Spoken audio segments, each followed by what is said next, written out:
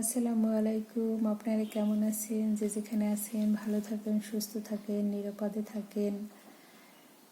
এই টমেটোগুলো আমরা গ্রামের একটা বাজার থেকে কিনে নিয়ে আসছি, কারণ যার যা খেতে হয় তারা ঝুড়িতে ভরে নিয়ে আসে, তারপর তারা বিক্রি করে এবং এগুলি 15 টাকা করে আমরা কেজি কিনেছি। এগুলো মূলত একদম পেকে টুকটুকে লাল হয়ে গিয়েছে। এগুলো দিয়ে আমরা সস বানাবো, কারণ যত লাল হবে তত সসের কালারটা সুন্দর আসবে।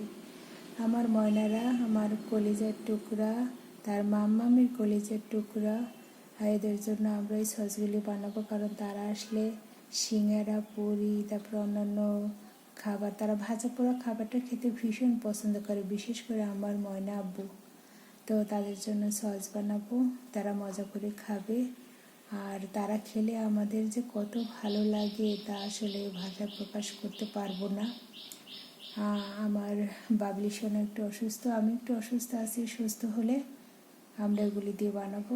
তখন কীভাবে কি বানাই আর প্রস্তুত প্রণালী ইনশাল্লাহ দিয়ে দিব। Thank you.